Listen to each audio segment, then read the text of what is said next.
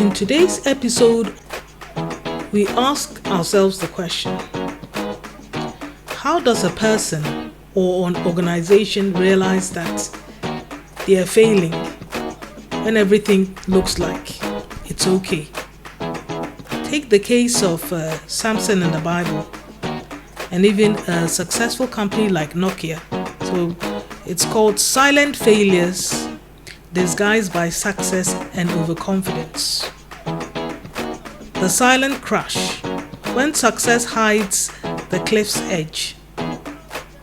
Imagine a champion athlete, muscles rippling, winning every race, while a silent heart condition ticks away. Or a tech giant with market share so dominant it feels like a law of nature, blind to the seismic shift happening in a garage across town. This is the paradox of invisible failure. Everything looks okay until it isn't. Let's dissect two master classes in disguised disaster. Firstly, let's look at Samson, the strong man who couldn't see his own weaknesses. The scene: superhuman strength, piles of defeated enemies, legendary status. Samson wasn't just winning, he was the weapon of his people. Yet he was one haircut from total collapse. What wasn't obvious to him? The erosion of discernment. He played a dangerous game with Delilah, mistaking intrigue for intimacy. Each test of his secret felt like a victory, reinforcing his invincibility. He failed to see he was being conditioned for betrayal. Strength blindness. His physical power was so absolute, it became his entire identity.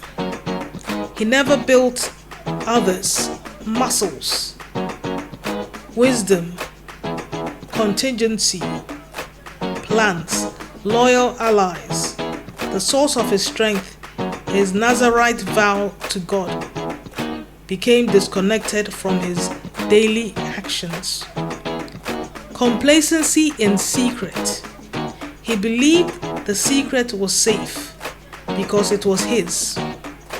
He underestimated the relentless, manipulative pursuit of an adversary who had everything to gain. Spiritual atrophy. The external victories masked an internal decay. His covenant was reduced to a magical trick, not a foundational relationship. Now let's take a look at Nokia, the king who owned the hill, while the world moved to mountains. The scene: in 2007, Nokia had a 50% global market share in mobile phones. They were untouchable. Their phones were indestructible. Their logistics sublime. The future was theirs. What wasn't obvious to them? The myopia of excellence. They were perfecting the device, hardware, battery life, durability, while the battleground shifted to the ecosystem, software, apps, user experience. They won the sprint, while the race became a marathon. Institutional arrogance. A famous story tells of a Nokia executive showing off the App Store on his new phone. A junior engineer asked, "How do we scroll?" The executive uses a stylus. The engineer said, "Apple uses finger scroll." The reply, "Our touchscreen works with gloves on in winter. Theirs doesn't. We're fine." They solved the wrong problem brilliantly. Paralysis by hierarchy. Decisions were slowed by a complex, consensus-driven structure. Meanwhile, in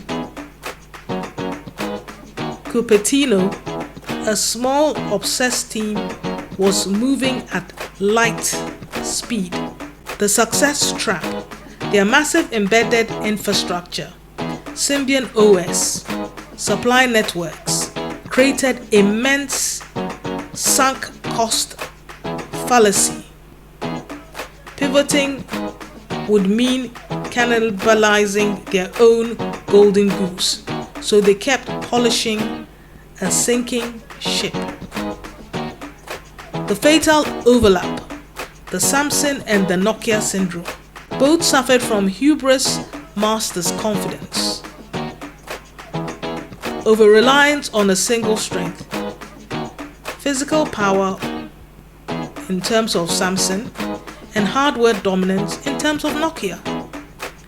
Disregard for a changing rule set, with Samson covenant with God, and with Nokia software platform. Failure to recognize a true existential threat, with Samson Delilah's persistence, and with Nokia Apple's integrated vision. The silent crash detection template. Is your organization on the treadmill to oblivion? Ask these uncomfortable questions. Firstly, the Delilah probe. Are we being manipulated by our own success? Look for constant flattery from the market, competitors, partners who only want your secret, intellectual property, data, process, and a lack of genuine, challenging feedback. Check. Do we have a dedicated red team or devil's advocate whose only job is to dismantle our best ideas? The second point, the single strength audit. Is our core competency becoming a cage? Look for an inability to describe your value without leading with that one thing. All R&D budget tied to incremental improvements on it. Check. If our greatest strength was neutralized tomorrow by law, tech, or disaster, what would be our plan B? Do we have one? The third point, the Nokia nod test. Are we solving for yesterday's customer? Look for proudly citing legacy features your most forward-thinking customers don't care about. Dismissing disruptive startups are not serious or for hobbyists. Check. Have we spent meaningful time with the customers we lost? Not the loyalists. And the customers of our most fringe competitor? Or the echo chamber diagnosis. Can bad news travel fast? Look for messages of negative data being subtly sidelined. Reports that always end with, but we are still market leader.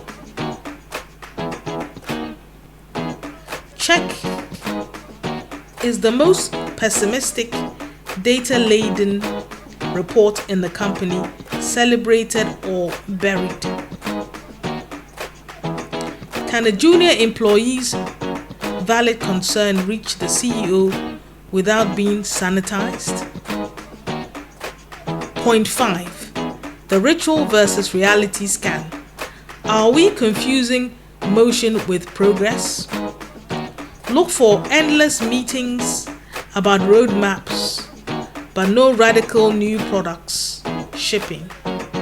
Celebrating activity matrix, hours worked, features coded over outcome matrix. Market love, new markets entered. Check.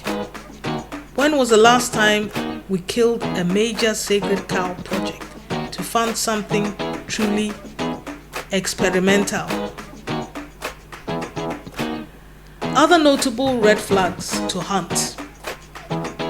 The Kodak moment, inventing the digital camera but shelving it to protect film. Look out for innovation suppression to protect a cash cow. Blockbusters laugh, turning down the chance to buy Netflix for $50 million. Look out for dismissing a new model because the current numbers, late fees were 16% of Blockbusters revenue, are too good. Toyota's Gemba Ghost, the 2009 acceleration crisis partly stemmed from engineers losing touch with the factory's floor. Gemba. Look out for leadership insulation from the operational reality of your own business. Finally, success is a spectacular disguise. The oxygen gets thin long before the altitude meter flashes a warning. Don't wait for the haircut or the iPhone launch. Start asking the dangerous questions now. Is your organization a strong man, staring lovingly at its own reflection, or a restless scout already climbing the next mountain? The difference is everything.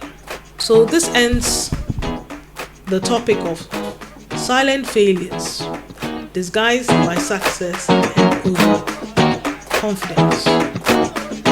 And in anything, whether it's for an individual or for a company, if you follow these steps,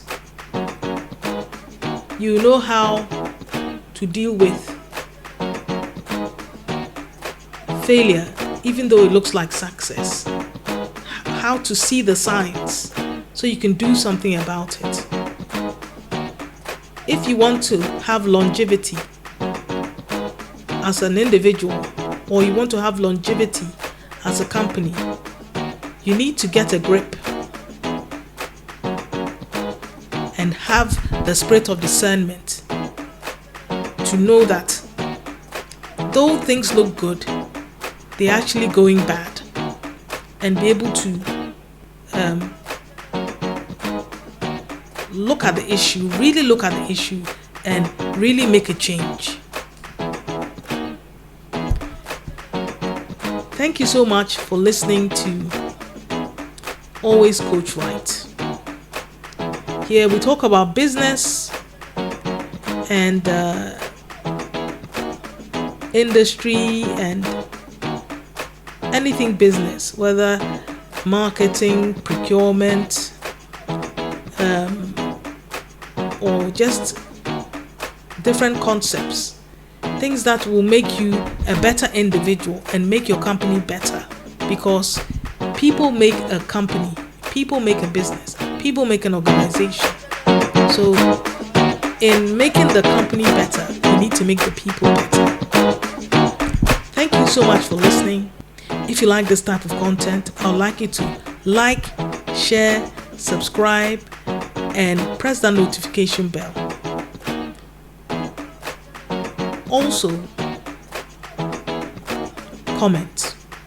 If you're watching us on TikTok, I'd like you to give us a thumbs up, a heart, and share and follow. Thank you so much for listening, and bye. Always goes right, we'll bring our heat. Timeless principles that skill our feet.